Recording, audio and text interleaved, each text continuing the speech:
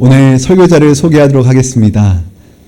설교자를 소개할 수 있다는 것이 얼마나 감사한 시간인지 모르겠습니다. 오늘 설교해 주실 분은 이덕형 지사님인데요. 참 제대로 된 설교는 처음 단에서 하신다고 합니다. 얼마나 떨리실까요? 얼마나 기도를 많이 하셨을까요? 이 자리에 딱 쓰면 단상에 쓰면 굉장히 덥습니다. 앉아 계실 때는 잘 모르지만 이곳은 숨이 막힐 정도로 덥고 후덥지근합니다. 그래서 아마 이덕형 쌤 처음 이곳에 쓰시면 덥다 그런 느낌을 받으실 것 같아요. 성도님들의 많은 아멘과 또한 많은 기도가 필요할 듯합니다. 그래서 이 시간 말씀을 통해서 서로가 은혜 받는 귀한 시간 되길 바랍니다.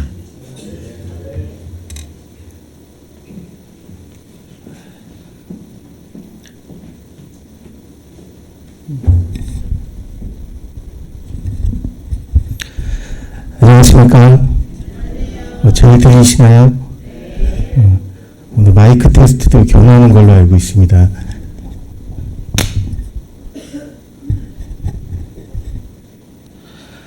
성도님들 한 주 동안 평안하셨습니까? 지난주에 눈이 참 많이 왔는데 그래도 다행히 눈이 녹아서 이렇게 길이 잘 미끄럽지 않게 돼서 참 다행이라고 생각을 합니다. 오늘 이렇게 성도님들 한 주 동안 피곤한 그런 몸을 있음에도 불구하고 이렇게 성전을 찾아주신 그 열심을 주님께서 아시고 받아주실 거라고 생각을 합니다. 저는 그 모든 관계에 있어서 일방적인 관계는 없다라고 생각을 합니다. 하나님과 나와의 관계에서도 우리가 손을 뻗는 만큼 또 하나님께서 그 손을 잡아주시리라고 생각을 합니다. 그래서 오늘 손을 뻗기 위해 성전을 찾아주신 모든 성도님들을 진심으로 환영합니다. 목사님께서 말씀하셨다시피 제가 설교 초짜입니다. 초보 중에도 왕초보가 있는데 제가 설교 왕초짜입니다. 지금 이 앞에 서니까 진짜 머리가 하얗고 눈앞이 깜깜해집니다.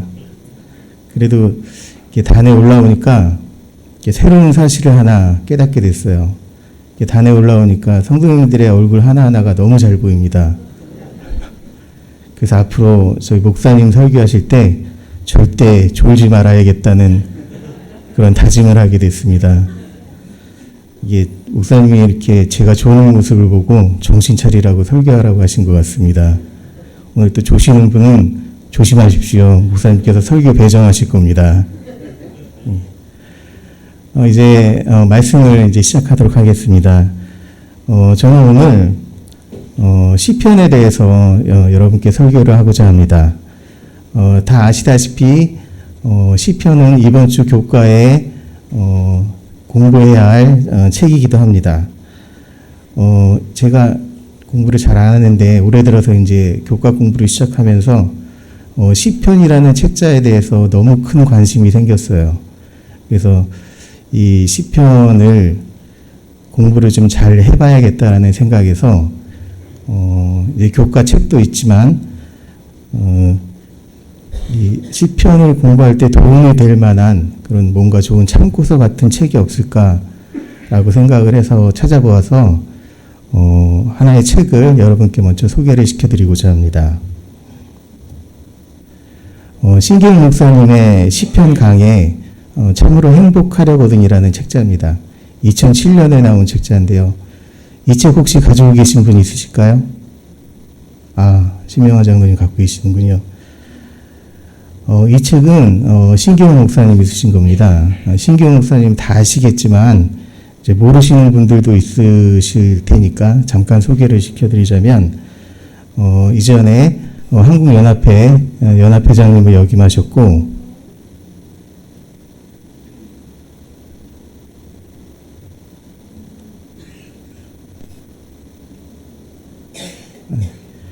그 이전에 삼육대학교 총장님을 역임하셨고 그 이전에 부흥설교사셨고 그 다음에 성경 박사셨습니다.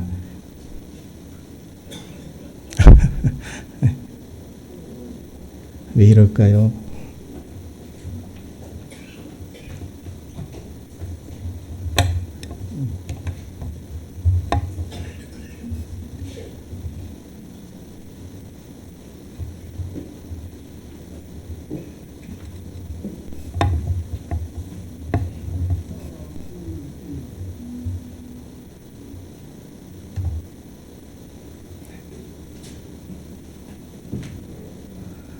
예, 신기현 목사님은 이렇게 한국연합회 연합회장으로 재직 중에 이렇게 병에 걸리셔갖고 주의만 해서 먼저 잠드신 분입니다. 이 책은 그 신기현 목사님의 마지막 책입니다. 이렇게 돌아가시고 난 사후 한 3년 정도 지난 다음에 예전에 투병 중에 이제 후배 목회자들에게 말씀하신 그 시편 강해집을 모아서 사모님한테 책을 냈으면 좋겠다고 제안을 하셨고, 이렇게 사모님이 그 시효사로 갖고 와서 이렇게 책을 만들게 됐습니다. 이 책은 또 저기 홍명관 목사님의 추천사가 있고요. 저한테도 아주 특별한 책입니다. 왜냐하면 이게 제가 시조사에 재직 중이었었는데, 제가 이 책을 마지막으로 이제 시조사를 그만두게 되었습니다. 그래서 이 책을 작업을 하고, 원래는 책이 나오면은 시조사 직원들한테 한 권씩 주게 돼 있는데, 제가 이제 책이 나오기 전에 그만두게 돼서, 전 아직도 이 책의 그 실물을 보지 못했습니다. 심영환 장로님 구경 한번 시켜주시기 바랍니다. 그래서 이번에 이 교과 공부를 하려고 하다 보니까 이 책 생각이 너무 간절한 겁니다. 그래서 구하려고 했더니 다 이미 품절된 상태라서 책을 구할 수가 없어서 제가 할 수 없이 이제 시조사 이제 디자인실에다가 이제 따로 연락을 해서 책을 구입하지는 못할 것 같고 이렇게 데이터라도 좀 받을 수 있을까 해서 데이터를 받아서 지난주부터 이제 보기 시작을 했습니다. 그런데 참 공교롭게도 오렌지 작년에 이제 지금 신기현 목사님 돌아가신 지 20주년이 된다고 합니다. 그래서 이번에 이 책이 다른 제목으로 이제 재출간된다고 합니다. 그래서 새로 바뀌는 책의 이름은 오원의 사랑 예루살렘이라는 책자고요. 컴퓨터가 안 도와주네요.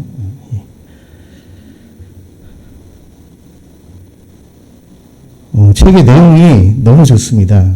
우리가 이제 시편을 보고 이제 교과 공부도 할 테지만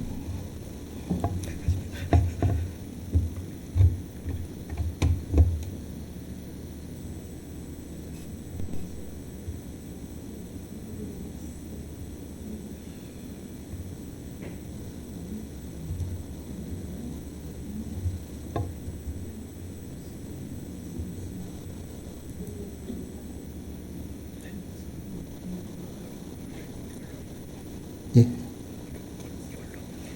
이걸로 하라고요? 예, 그래서 제가 지난주에 이 책을 구매하려고 했더니, 이미 지금 책이 아직 책이 안 나온 상태라서, 이번 주부터 구매를 할 수 있다고 합니다. 그래서 제가, 이 책이 궁금하신 분은 저하고 같이 공동 구매를 하면 참 좋을 것 같습니다.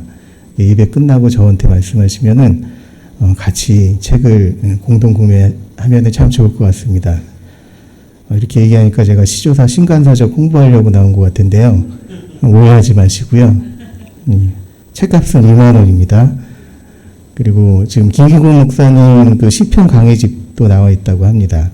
이렇게 관심 있으신 분들은 시조사 이렇게 사이트 가셔서 책을 보시면 좋겠습니다. 오해하지 마시기 바랍니다.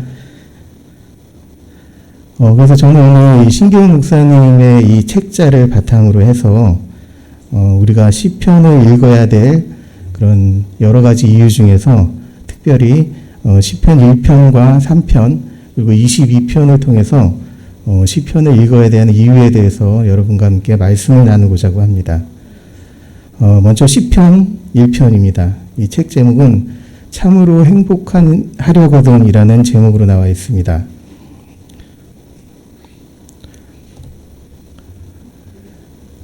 이 가수인데요. 가수 이름 혹시 아시는 분 계실까요?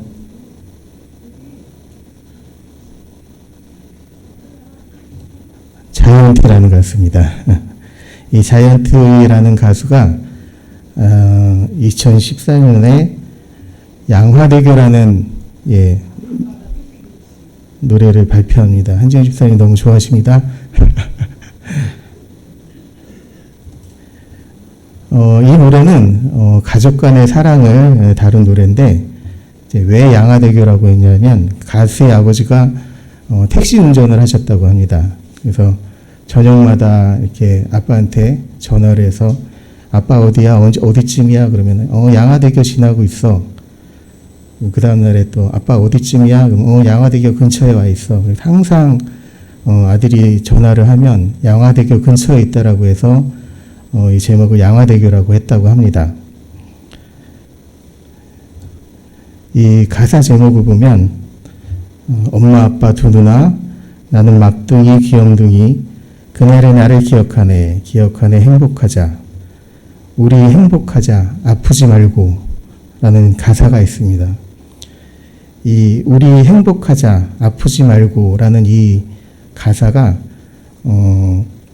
대한민국의 국민들의 가슴을 아마 이렇게 후벼 팠나 봅니다. 그래서 이 노래가 굉장히 히트를 했습니다. 참 어려운 일도 아니고 우리 행복하자 돈 많이 벌어서 행복하자 성공해서 그런 말도 아니고 단순히 그냥 아프지 말고라는 그런 단어인데 이 말을 요즘 사람들이 공감하는 것은 우리 가정이 행복하지도 못하고 또 아픈 사람이 너무 많기 때문에 이 가사에 크게 공감을 하는 게 아닌가라고 생각을 합니다. 참 주변에 찾아보면은 참 가정마다 이렇게 아프신 분들이 다 계시고 또 이렇게 가정 간에 불화가 있으시고 이 땅에서의 삶이 그렇게 행복하지 못한 거를 우리가 다시 한번 깨달을 수가 있습니다. 그러면 우리는 이 행복을 이제 어디에서 찾아야 할까요? 우리 시편 1편을 통해서 행복에 대해서 한번 알아보겠습니다. 우리는 행복하기 위해서 삽니다. 모든 사람은 행복을 원한다. 아니 행복하기 위하여 산다. 돈은 가치가 있기 때문에 힘써 벌고 건강은 필요해서 애써 지키고 학문도 어차피 해양으로 공부를 위해 머리를 싸매지만 이런 것들 자체가 인생을 사는 목적이 될 수는 없다. 이것들은 그 이상의 목적을 이루기 위한 방편에 불과한 수단적 가치라고 한다. 행복은 인생 오직 그것만을 살기 때문에 바로 그것이 목적적 가치가 된다. 우리는 행복하기 위해서 삽니다. 이 땅에서 행복하고 또 저 하늘 위에서도 행복하기 위해서 삽니다.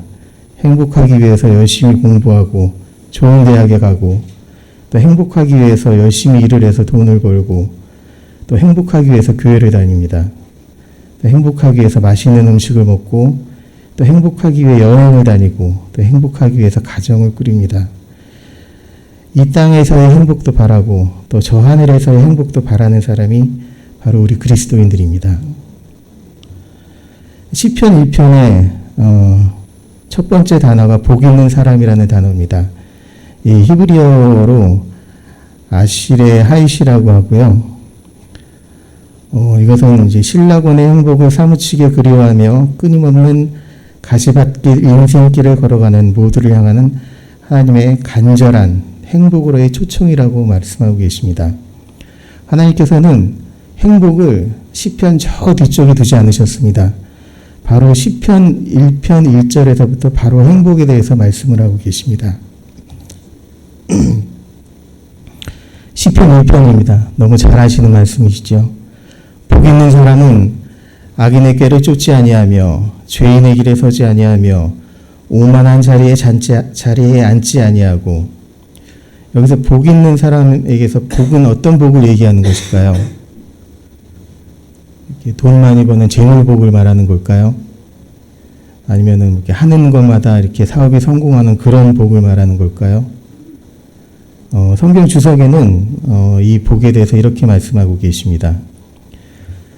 히브리어 아시레라는 말은 시편에 25번 정도 쓰였다고 합니다. 그래서 복은 복 있는, 복 받은, 그리고 행복한이라는 말로 번역이 되고요. 행복은 물질적인 복과 영적인 복을 둘 다 포함하는데 이거는 하나님의 길을 따르는 결과로 우리가 얻을 수 있다라고 이렇게 말씀을 하고 계십니다. 이 책자에는 시편 1편에서 이렇게 해석을 하고 있습니다. 참으로 행복하려거든 불행으로 유인하는 처음에 죄된 생각을 거절하라. 참으로 행복하려거든 죄된 생각에 의하여 옮겨지는 발걸음은 그릇된 행동에 길드는 것을 거절하라. 참으로 행복을 원하거든 그릇된 행동에 길들어 바꿀 수 없는 풍성으로 자리가 잡히는 것을 거절하라. 우리가 행복한 삶을 얻기 위해서는 먼저 자격을 갖춰야 될 것입니다.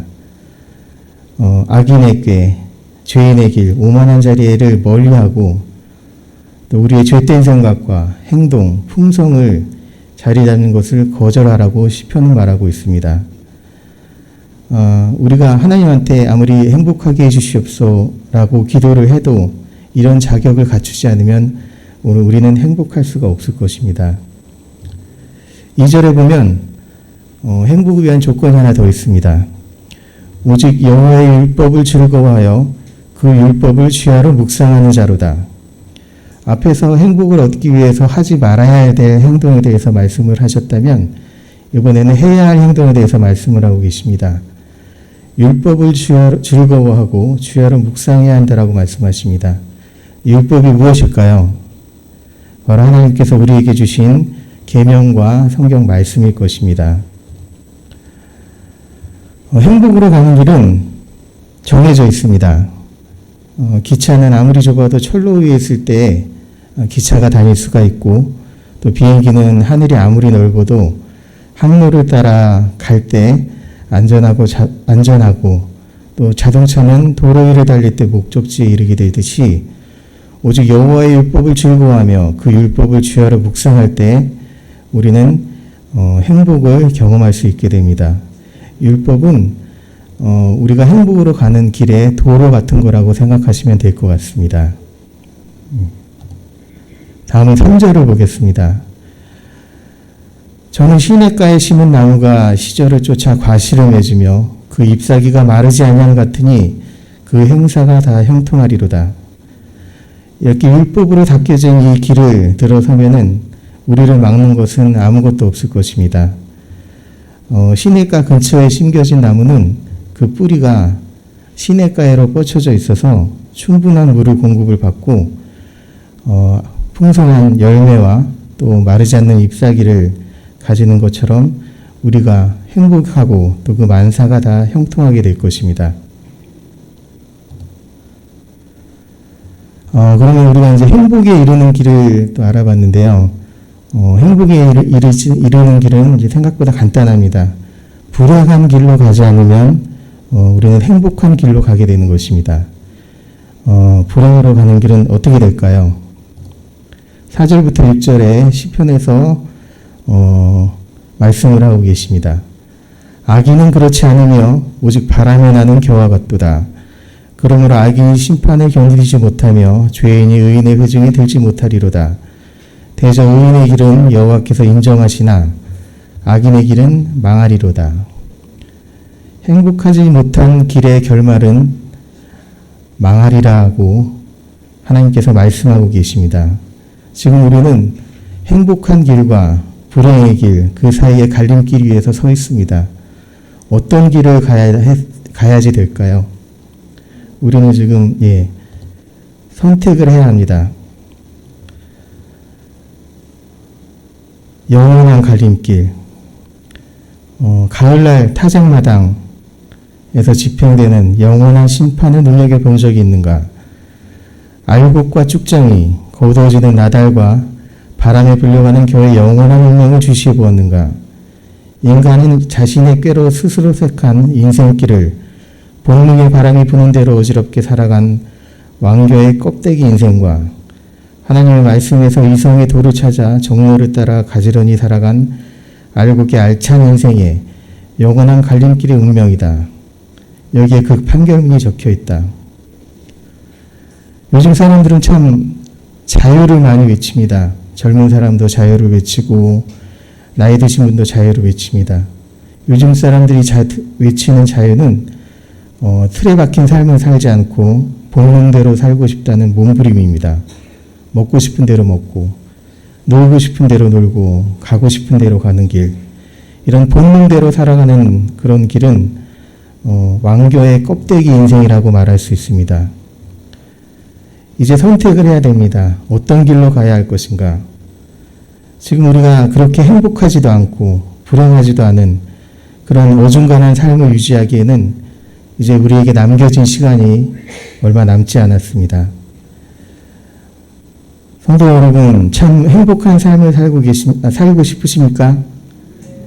행복의 길로 들어서십시오. 우리 동두천 연립교회 모든 성도님들은 이미 행복의 길로 들어섰을 거라고 믿습니다.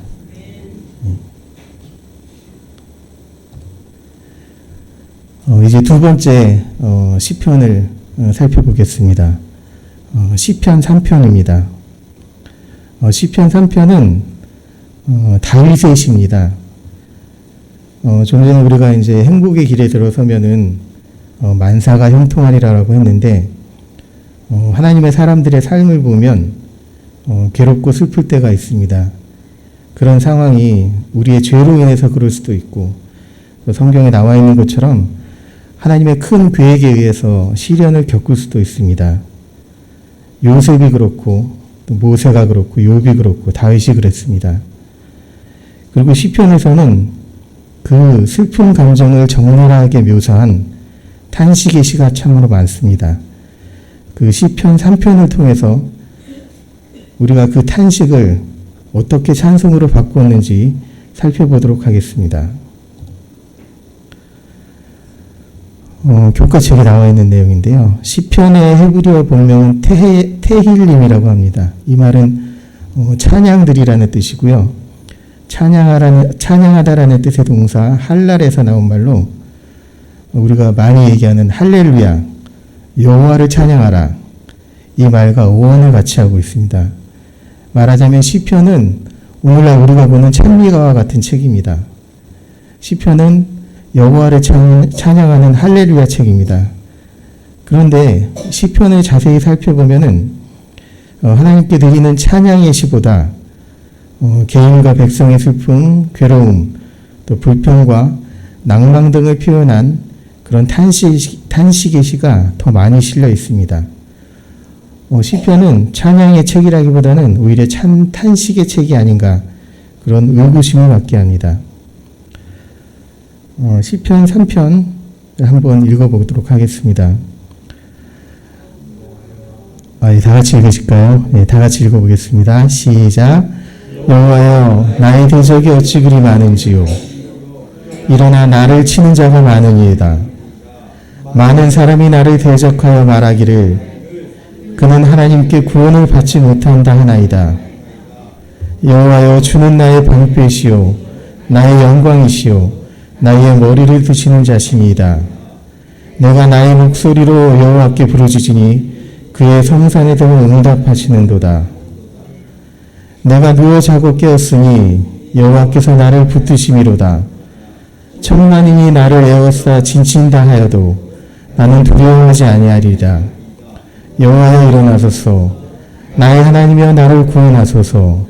주께서 나의 모든 원수의 뺨을 치시며 악인의 일을 꺾으셨나이다. 구원은 여호와께 있사오니 주의 복을 주의 백성에게 내리소서. 아멘. 시편 3편은 다윗의 시입니다. 이 시의 배경이 되는 이야기는 그 아들 압살롬이 반역을 해서 왕이 되고자 반역을 일으키고 또 다윗 왕과 그를 추종하는 세력들을 전쟁에서 승리하기 위해서 다윗왕을 추격하고 있는 그런 상황입니다. 주석에 보면 반역자들이 이끄는 폭도의 폭력으로 인한 공포의 하루라고 표현이 되어 있습니다. 이 시의 배경처럼 다윗의 목숨은 그야말로 풍전등화 같은 상황에 빠져들게 되고 말았습니다. 다 아시는 이야기겠지만 그 아락 사람 후세의 그런 계략이 아니었다면 그 밤에 전장에서 패한 사람은 다윗이었을 것입니다. 그 상황에서, 그 긴급한 상황에서 쓰여진 시가 바로 시편 3편입니다. 이 시편 3편은 첫 번째 탄식이라고 이렇게 말씀하고 계십니다. 하나님께서 접수하신 첫 번째 탄식입니다. 다윗은 무력했습니다. 나이가 많았습니다. 혈기왕성한 그런 자식과 또 자신을 배반한 이스라엘 백성들이 쫓아오고 있습니다. 일륜을 저버리고 아버지를 대적하여 반역의 칼을 뺀 탕 압살롬과 또 변절한 시민들로 졸지에 홍수처럼 불어난 반군을 피하여 경험 없이 피난길에 오른 노년에 접어든 무력한 왕 아버지 다윗의 처절한 탄식이다. 이 상황에서 무엇을 할 수 있을까요? 다윗은 울었습니다. 울 수밖에 없었습니다. 20마일 밖 헤브론에서 살기등등한 아들 압살롬이 부왕을 무찌르기 위해서 진군을 서두르는 동안 기드론 시내를 건넜던 다윗이 감람산 길로 올라갈 때 머리를 가리우고 맨발로 울었다고 합니다. 다윗이 울자 저와 함께하는 백성들도 각각 머리를 가리우고 울면서 올라갔다고 합니다. 우리가 괴롭고 슬플 때 우리가 할 수 있는 것은 주님 앞에서 우는 것밖에 없습니다. 우는 것이 창피할까요? 하나님 앞에서 우는 것이 부끄러운 일일까요? 어른이 됐는데 어떻게 하나님을 믿는 믿음으로 강하게 이겨내야지 어떻게 울어 이런 생각을 하십니까? 괴롭고 슬플 때 우리는 하나님 앞에서 울어도 됩니다. 우는 소리를 하십시오. 어린아이처럼 다시 울어야 할 때입니다. 아기가 어렸을 때 할 수 있는 건 우는 것밖에 없습니다. 배가 고파서 울고 소변이 마려워서 울고 응아가 마려워서 울고 어디가 가려워서 울고 우는 것밖에 할 수가 없습니다. 그리고 성년이 돼서 우리는 우는 거를 잃어버립니다. 그런데 이런 상황에서 우리는 울어야 되는 것입니다. 어린아이처럼 다시 울어야 되는 때가 있는 것입니다. 그런데 그 울음을 듣고 오시는 분은 엄마가 아닙니다. 그 울음을 듣고 오시는 분은 시편에서 수없이 불려진 여호와 곧 나의 주 그 하나님만이 들을 수 있는 그 어른들의 울부짖음을 들으십니다. 그 들으시고 하나님께서 그 울음에 응답하실 것입니다. 한 가지 저희가 주의할 게 있는데요. 하나님 앞에서 우리가 우는 소리를 하는 것과 하나님을 원망하는 거에는 차이가 있습니다. 이게 조금 설명하기가 좀 쉽지 않은데요. 제가 아는 형님 중에 이런 분이 계셨습니다. 저 상계동 그 은행 사거리 학원들 많은 곳에 영어학원을 차렸습니다.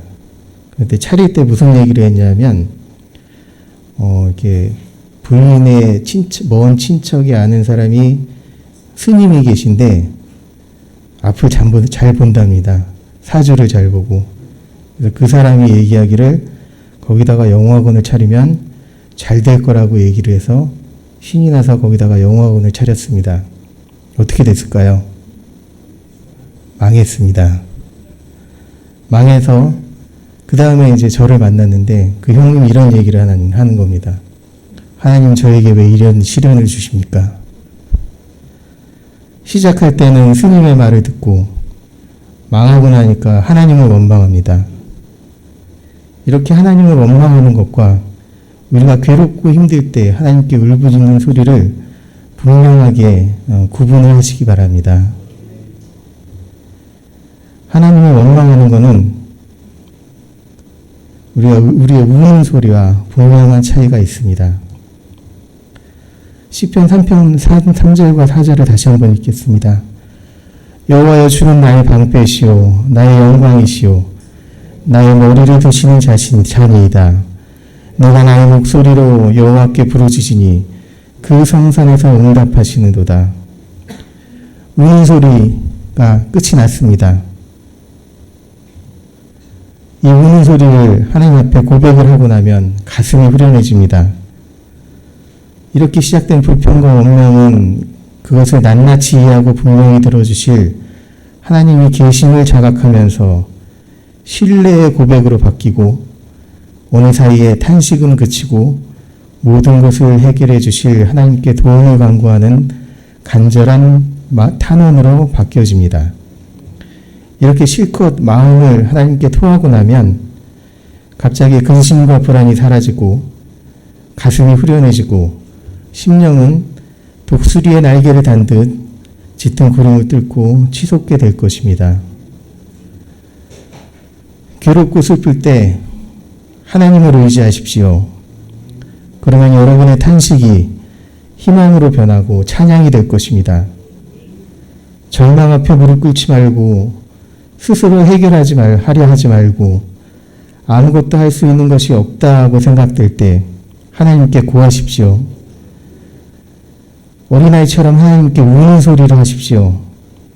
내가 잘못한 것이 있으면 깨닫게 하시고 나의 뜻과 하나님의 뜻이 일치한다면 좋은 길로 인도하실 것입니다. 이러한 경험들이 하나님과 우리 사이를 더 가깝게 하고 구원의 길, 행복의 길로 인도해 주실 것입니다. 이제 시편 22편을 살펴보도록 하겠습니다. 그 전에 제가 이야기를 하나 들려드리도록 하겠습니다. 제가 작년 12월에 동두천시 정신건강복지센터라는 그 센터에 그런 책자를 하게 되었습니다. 동두천 정신건강복지센터는 이제 보건소 산하에 있는 기관이고요. 그 기관에서 한 해 동안 그런 했던 여러 가지 사업들을 모아서 책자로 만드는 것이었습니다. 근데 이 책자가 내용이 되게 흉악합니다. 이 정신건강이 사람이 안 좋으면 어떻게 될까요? 우울증에 걸립니다. 근데 우울증에 걸려서 이 우울증이 점점점 심해지게 되면 어떻게 될까요? 자살을 하게 됩니다. 그래서 이 센터에서 하는 일은 이 동두천 시민의 정신건강이 더 나빠지지 않게 우울증에 걸리지 않게 예방을 하는 캠페인을 하고 또 우울증에 걸린 사람들이 자살을 하지 않도록 자살을 예방하는 그런 사업들을 합니다. 그래서 책의 내용을 보면은 온통 자살에 관한 내용으로 가득 차 있습니다.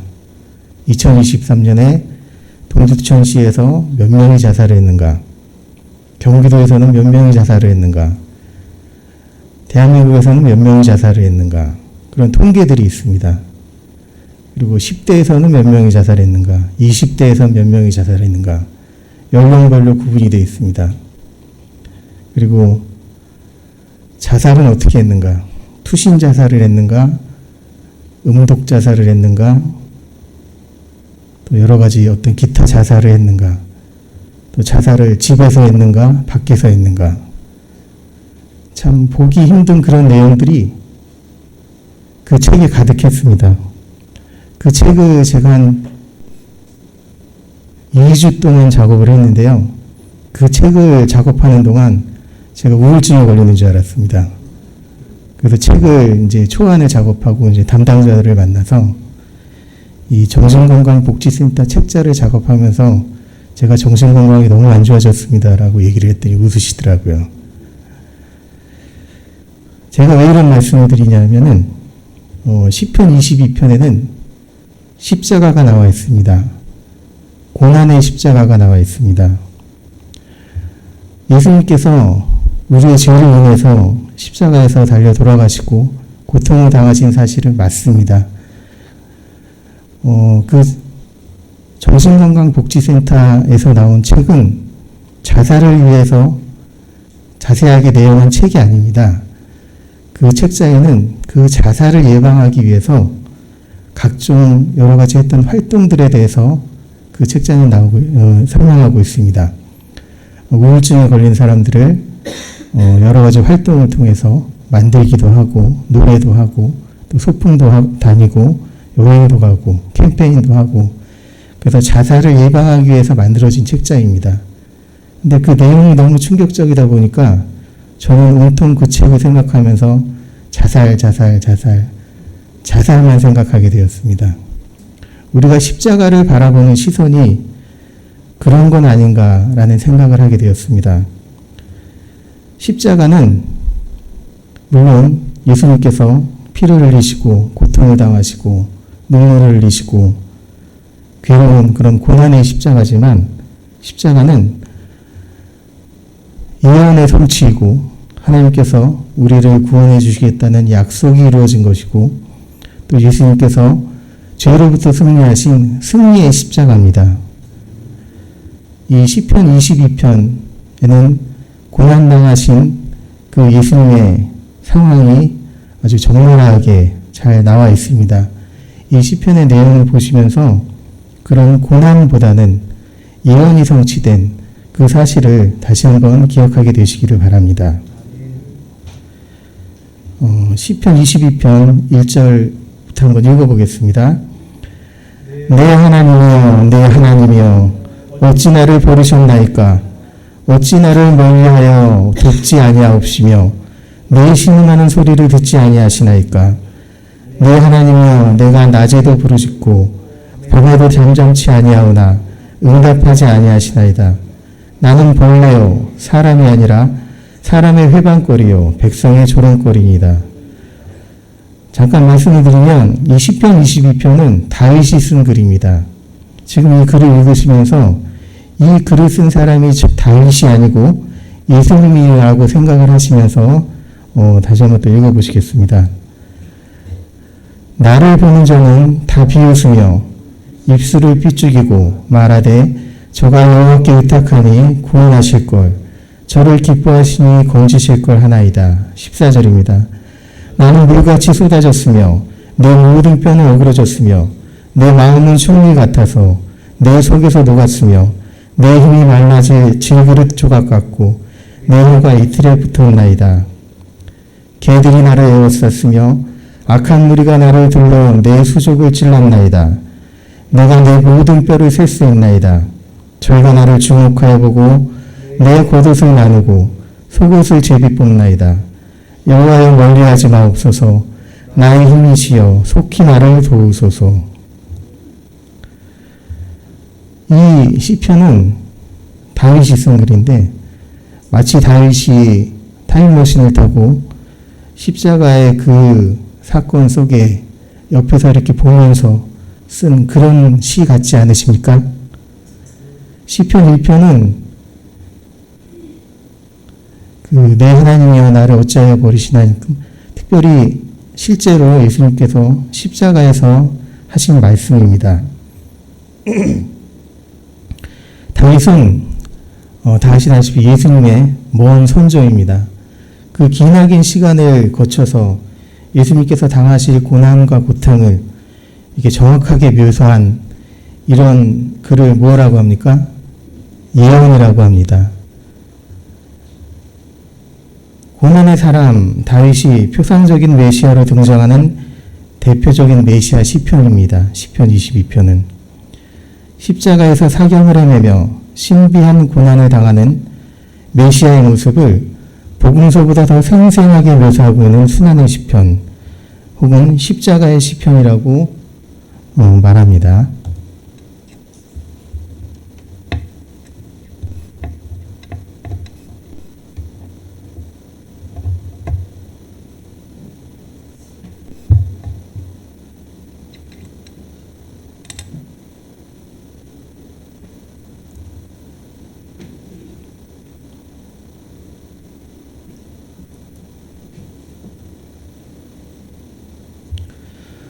시편 22편과 사복음 중에서도 특히 마가복음에 나와 있는 그 십자가 기서는 1000년 전에 기록된 그 표상적 예언이 얼마나 정확하게 이루어지는지를 낱낱하게 기록하고 있습니다.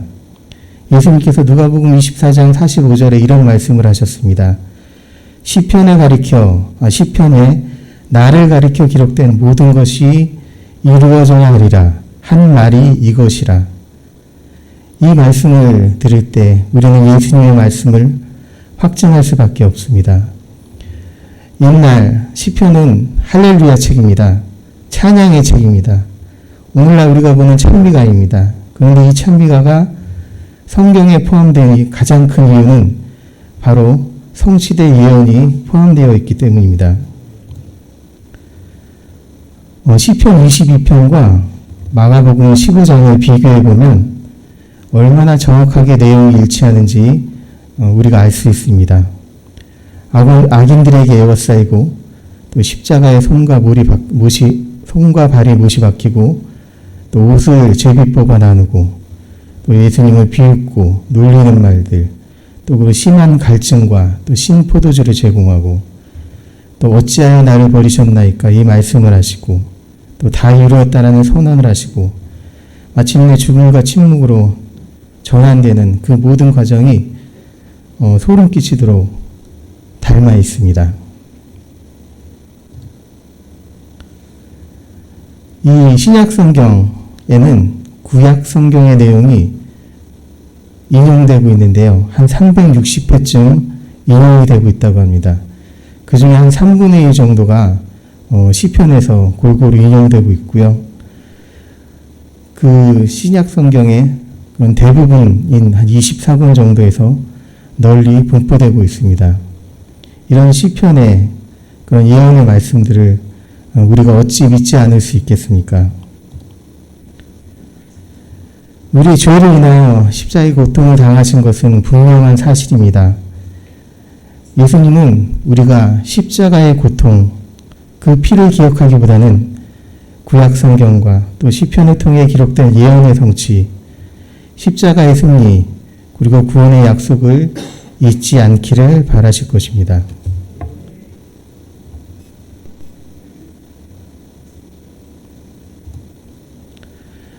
여태까지 21절까지 읽었고요.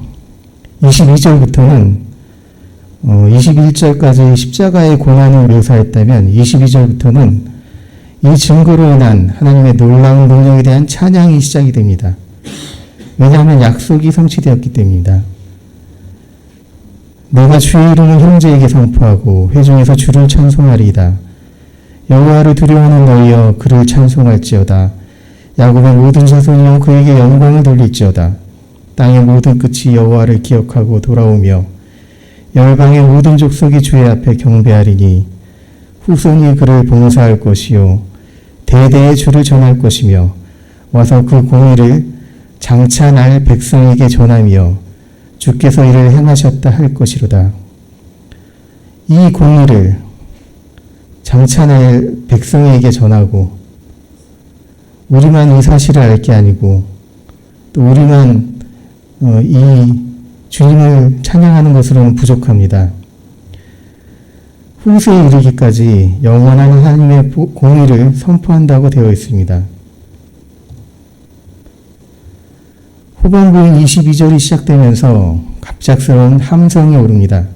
십자가의 승리가 가져온 기쁨과 감사의 찬양입니다. 이제 흐느낌은 노래로 바뀌고 울부짖던 기도는 찬양으로 바뀌고 치유의 십자가는 영광의 면류관으로 바뀌는 것입니다. 이 모든 것이 다 이루었다는 선언의 결과입니다. 그것은 고통당하는 자의 울부짖음이 아니라 이긴 자의 고함이었습니다. 죽음보다 강한 하나님의 사랑은 이쯤되었고 형벌은 가차없이 집행되어 하나님의 공의는 온유되었으며 마침내 인류는 죄에서 구속된 것입니다. 이것이 바로 형제에게 선포하고 회중에게 주를 찬양할 복음의 내용이요. 이 복음을 들은 후손들이 그를 봉사할 이유요. 대대의 주를 전할 까닭이며 와서 그 공의를 장차 날 백성에게 전할 우리의 마땅한 사명이 아니겠습니까?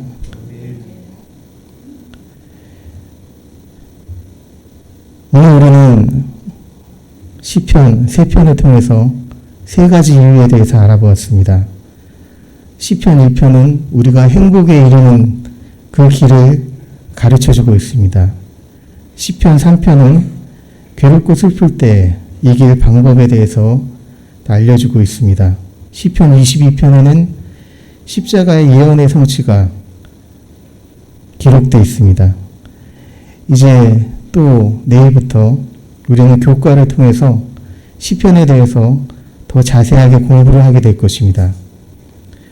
시편은 할렐루야 책입니다. 시편을 다 같이 알고 즐거운 마음으로 하나님을 찬양하게 되시기를 바랍니다. 이제 마지막으로 제가 시편이기 때문에 찬미를 하나 소개시켜 드리고자 합니다.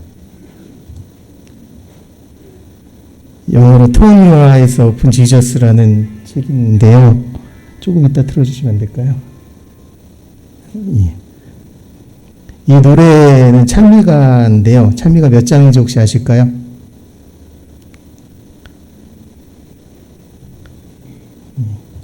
바로 이 노래입니다. 찬미가 61장 눈을 예수께 돌려. 이 노래 예전에 참 많이 부르셨죠. 예배 시작할 때마다 부른 노래입니다. 저도 이제 모태교인인데요. 어렸을 때 예배 시작하기에 앞서 이 노래가 나오면 속으로 이런 생각을 했습니다. 아, 또 지겨운 예배가 시작되는구나. 이번에 목사님께서 또 설교를 얼마나 길게 하실까. 이 예배가 빨리 끝났으면 좋겠는데 그런 마음으로 이 노래를 불렀습니다. 철없을 때 얘기입니다. 그런데 철이 들고 어른이 되고 결혼을 하고 아이를 낳고 이제 중년의 나이가 됐는데 어느 날 제가 이 노래를 흥얼거리고 있는 것입니다. 그러면서 자연스럽게 이 노래의 가사를 집중해서 생각하게 되었습니다. 그리고 이 가사가 얼마나 아름다운, 얼마나 놀라운 가사를 가지고 있는지 그 가사를 생각하면서 눈물을 흘리게 되었습니다. 그래서 오늘 이 노래를 여러분과 함께 나누고자 찾아봤습니다. 이 노래는 히브리서 12장 2절에 있는 말씀을 가지고 만든 노래고요. 이 노래는 먼저 합창곡입니다. 1절부터 3절까지 만들어진 합창곡이고요. 그 노래의 후렴 부분을 만들어서 제작된 노래가 이 노래가 아닌가 싶습니다. 그래서 여러분은 오늘 여러분께 그 합창곡 원곡을 한번 들려드리고자 합니다. 이 노래 가사가 너무 좋습니다. 이게 번역된 그런 영상을 제가 찾지를 못해서 제가 노래를 들려드리고 가사를 여러분께 읽어드리고자 합니다.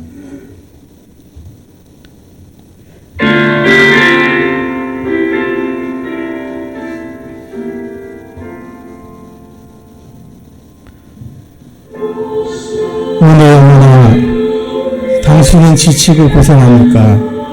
어둠 속에서 어떠한 빛도 보지 못합니까? 빛이 있지요. 주님을 보면 그리고 더 풍요롭고 아름다운 생명이 있지요. 아니면 계속 그냥 가사를 보시기 바랍니다.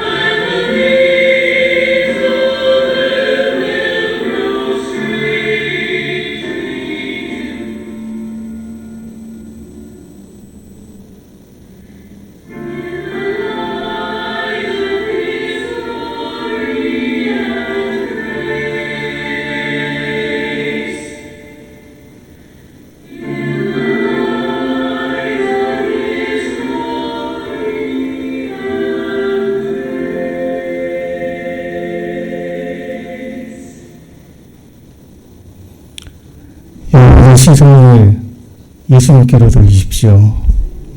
말씀을 마치겠습니다. 말씀 감사합니다. 우리 찬미가 61장 눈을 예수께 돌려 우리 두 번 찬양하신 후에 말씀 주신 이덕형 쌤의 기도로 마치겠습니다. 찬미가 61장 두 번 찬양하시겠습니다.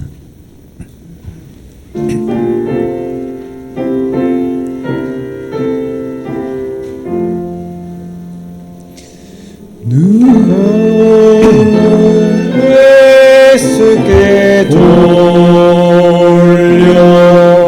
그 얼굴을 주목하라. 그의 영광스러운 권세에 세상 영원히 사라지네.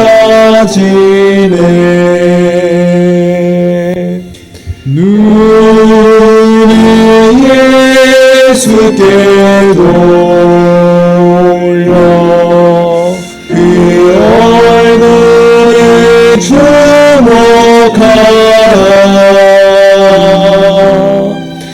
그의 영광스러운 권세에 세상 영원히 사라지네.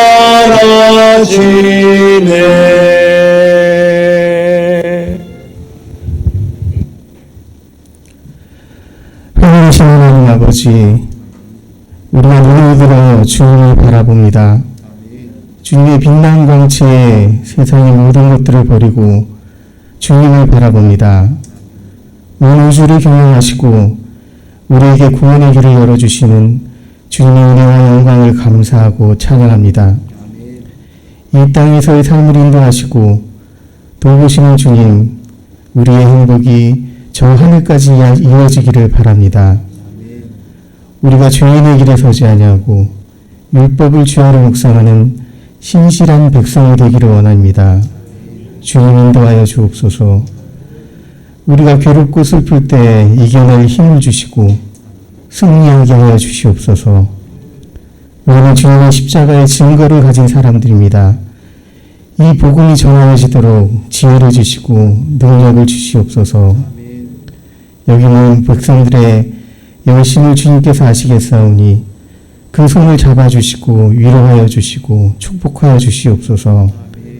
이제 예배는 마치지만 안식일은 시작되었습니다. 이 안식일 참으로 복되고 거룩한 안식일이 되기를 원하오니 이 교회의 성령이 함께 하시고 천사로 지켜주시어 행복한 안식일 되게 하여 주시옵소서. 오던 밤길, 집으로 가는 길, 목자이신 예수님의 지팡이가 우리를 지켜주실 것을 믿고 감사드리며 이 모든 말씀 예수님의 이름으로 간절히 기도드렸습니다.